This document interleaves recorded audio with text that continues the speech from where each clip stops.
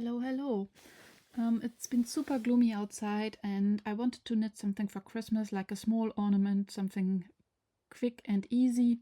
And last year I saw this pattern by Grün of this Christmas star ornament, which I thought was so beautiful. However, the pattern is available only in a kit together with a yarn, and I was looking online if I could find something similar, and I found a free pattern actually by Cecile Renaud. And I think this star pattern is even more elegant, so I wanted to give it a try. I'm going to use also Fritidsgarn by Sandnes. It calls for 5.5mm needles. I used 5mm needles. The pattern, which is linked in the video description, is a very straightforward one. You can follow it easily, and I will guide you only through the crucial steps so that you have something more visual that you can follow. Let's get started. So I cast on 5 stitches with long-tailed cast on, and I will continue with the magic loop technique. Obviously you can also use double-pointed needles, DPNs, but I find magic loop easier.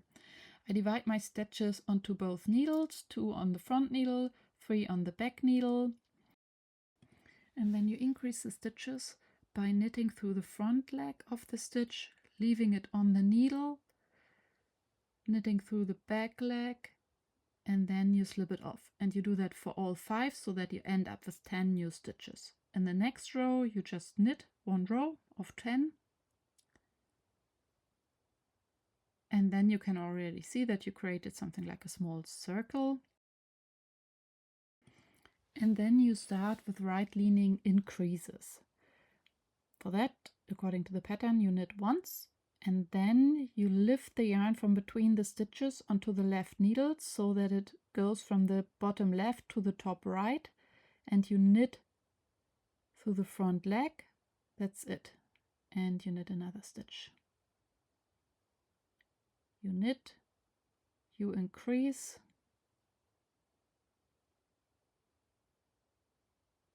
and you knit another one. In the second row, you do the increase after 2 stitches. So now for 6 rows, this position of the increase always moves 1 position to the left.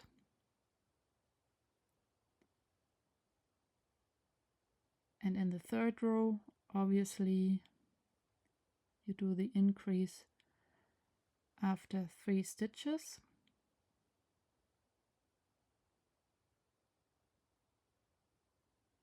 Here it's important that you always knit 1 stitch before you start counting again. Otherwise it doesn't end up. You do that for 6 rows, so that in the last row of increases you knit 6 stitches, increase 1, and that's it. So, and then you finished the first centerpiece. That's what it looks like. It has this swirl structure. And now I put the stitches on hold with some scrap yarn.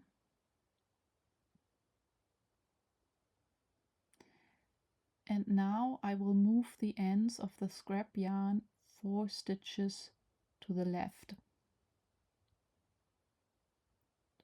3, 4. I will explain you later why. So here now the next row for one of the points starts 4 stitches shifted, and I already secure the end. To tidy up, I prepared already a second centerpiece. And then you put 8 stitches of each centerpiece onto each of your needles. And the first row or round is just knitting.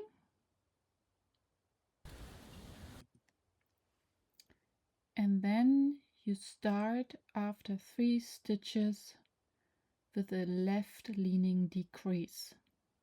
And for that, you lift the stitch as if to knit, the next one as if to purl, put it back on the left needle and knit 2 together.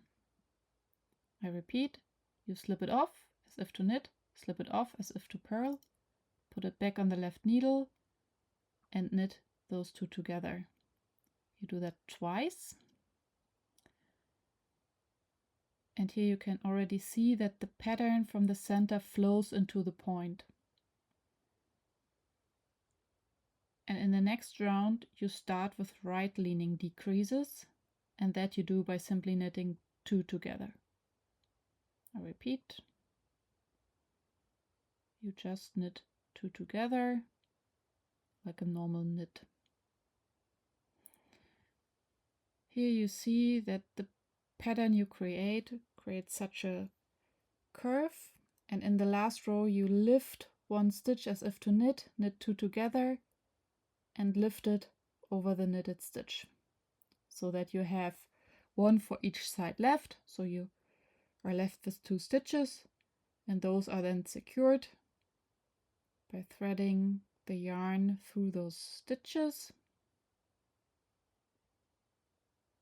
So that's the first point.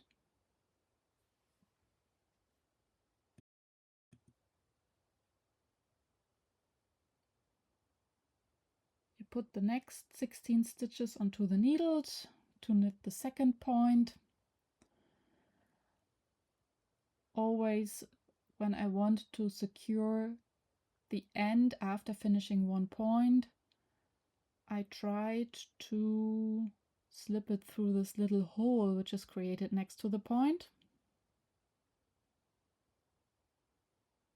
And as I mentioned before, I try to do that after each point so that I don't have too many loose ends hanging around. This pattern is a lot about loose end management. Better secure them now so that they are out of your way. 2 points done. Yeah, and those holes in the middle also need to be closed. I normally also do that after each finished point. 3 points done.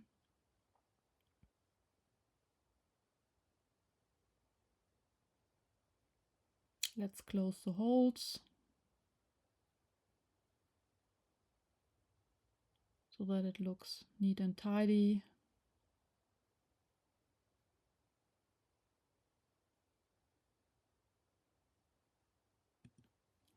And now the star is almost done. I have only 1 point left to knit.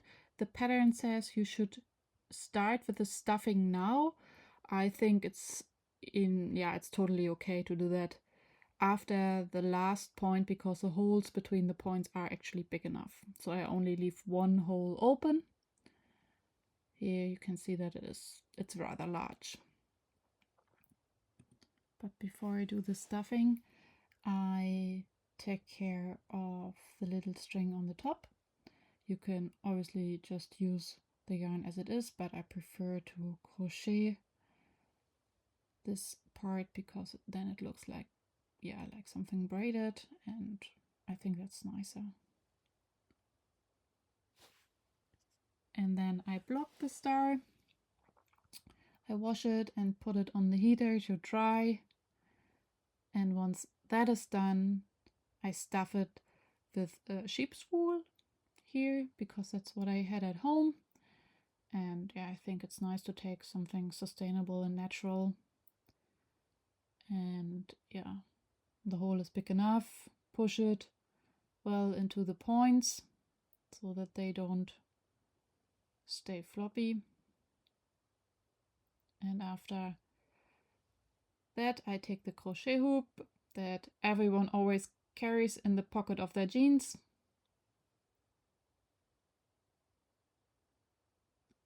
And that's it. Here's the star. Et voila.